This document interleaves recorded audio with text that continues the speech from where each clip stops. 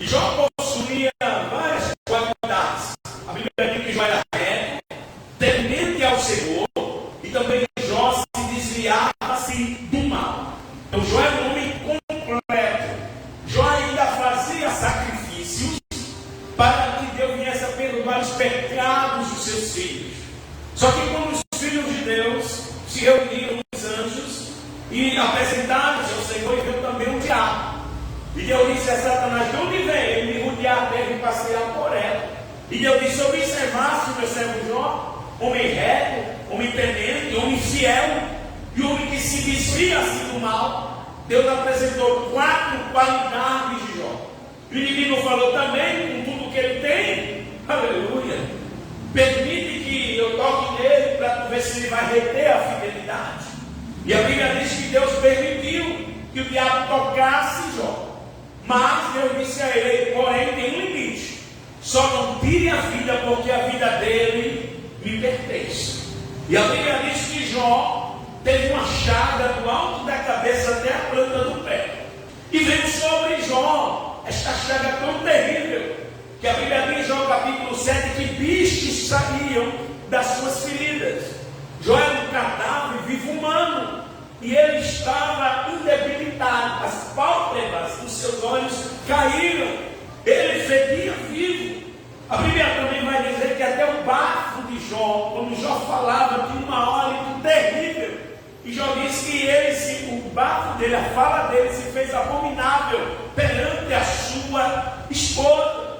Olha o que Jó tinha agora, só um cabo de telha, não era para coçar, é para raspar as suas chagas.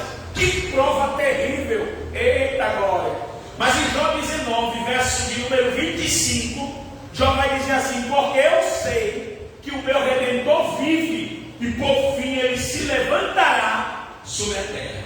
Jó aplica a fé, Jó aplica a certeza e a convicção de que a sua história vai mudar.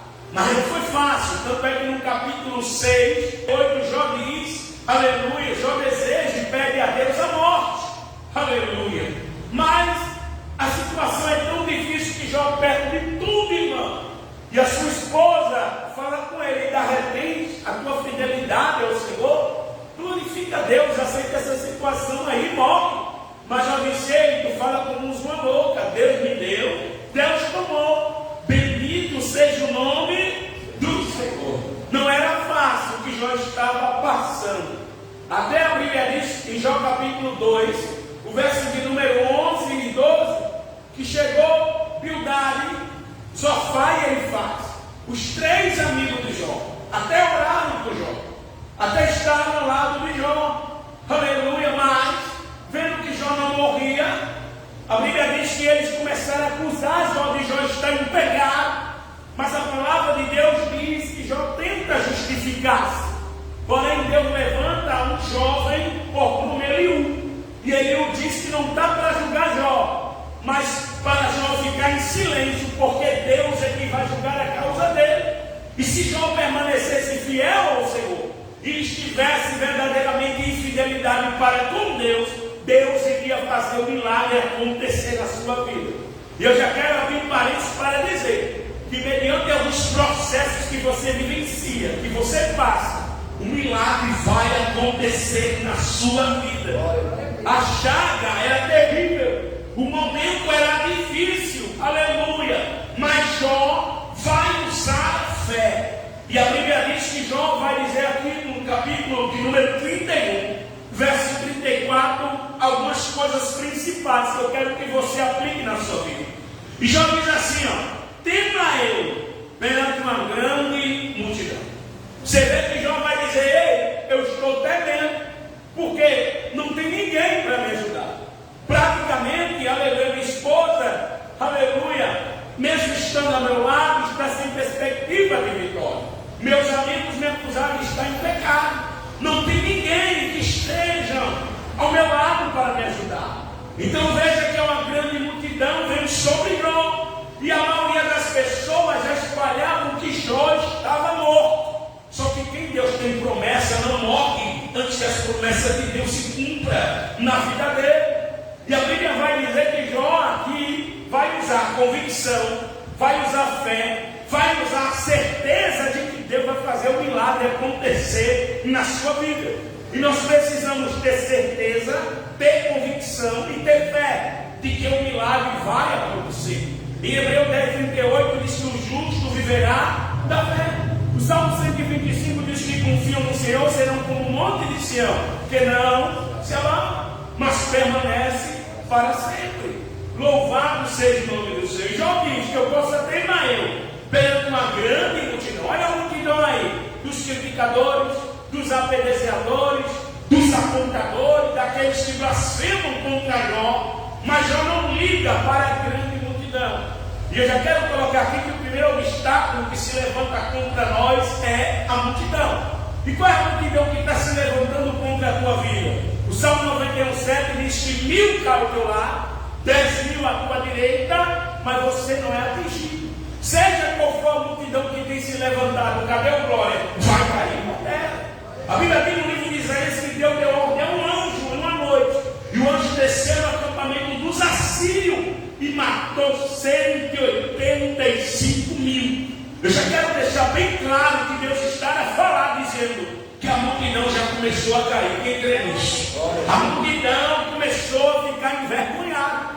E aqui já está dizendo: tema eu perante uma grande multidão. O desprezo das famílias. Ele não diz no singular, mas ele diz no plural: famílias. Ele diz que são várias e várias pessoas, até mesmo várias famílias que desprezam Jó. Pessoas que ele ajudava, pessoas que ele estendeu a mão, pessoas a qual ele chegou junto, pessoas a qual ele deu auxílio, pessoas a qual ele fez o que era necessário. E agora essas pessoas se uniram, se aglomeraram com várias famílias e estão fazendo o que? Desprezando a Jó. Lembra que 1 Samuel 17, verso 42, fala que Golias, vendo a Davi, o desprezou. E quantos estão te desprezando? Dizendo que tu não vai ter vitória, dizendo que o milagre não vai acontecer, dizendo que nada vai dar certo. Mas Deus manda dizer que quem dá a última palavra na tua vida é Ele. Deus manda dizer: não interessa o desprezo das famílias, das pessoas, do opressor. O que importa é que Deus, Ele é contigo. Aleluia. O desprezo da família faz o quê? Me apavora. Olha o que Jó vem dizer, irmão. Eu tenho até pavor. Por quê? Porque eu estou vendo a grande multidão, eu estou vendo o desprezo da família, e está sobrevindo agora o pavor. Porém, a situação é tão grave, vai se complicando mais, que Jó diz assim: eu me calo. Ao momento é tão crítico que Jó não tem mais uma palavra, que Jó não tem mais o que falar. Há um verso no livro de Jó que diz assim: tendo ouvido isto, Jó silenciou e encerrou as suas palavras. Jó ficou calado, irmão. Mas Jó disse assim: eu me calo, mas eu não saio da porta. Cadê o glória? E Deus está dizendo que você tem que manter-se firme na posição. Está lá em Eclesiastes 10:4. Mesmo que se levante contra você, o Espírito governador não deixe o teu lugar. 1 Coríntios 7:20, ficai na vocação em que fosse chamado.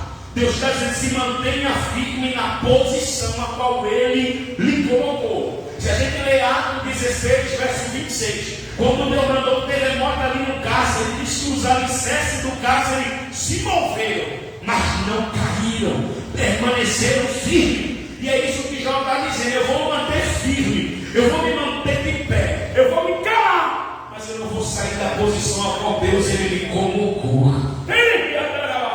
E é sobre isso que Deus fala para você, porque o que o inimigo tem feito hoje, minhas irmãs, meus irmãos, é querer nos tirar da posição da bênção, é querer nos tirar da porta que é Cristo.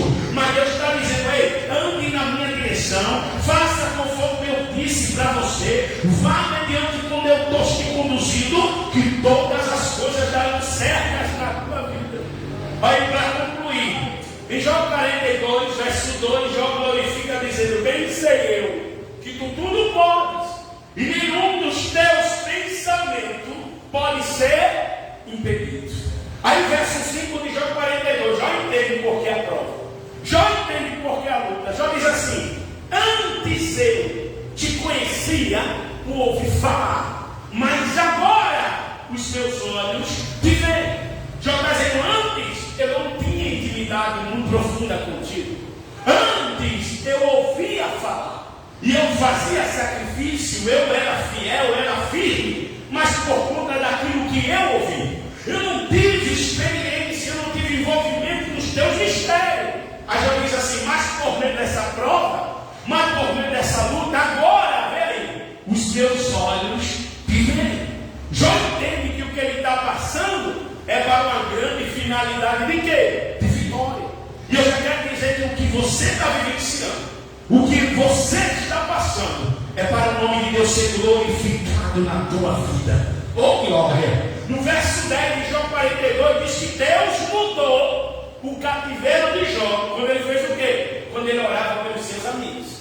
Olha o que Jó fez. Orou pelos que queriam ver o seu mal. Orou por pessoas que queriam ver Jó praticamente morto. Pessoas que não acreditavam mais na vitória de Jó. Mas Jó fez a diferença. E a Bíblia diz que quando Jó orou, apresentou ele a Deus, levantou, clamou ao Senhor, Deus mudou seu cativeiro. E por Jó, aleluia, não temer a grande multidão. Por Jó, aleluia, não temer. E mesmo vindo desespero sobre ele, mas para ele ter a atitude de permanecer na porta, Deus mudou a história de Jó.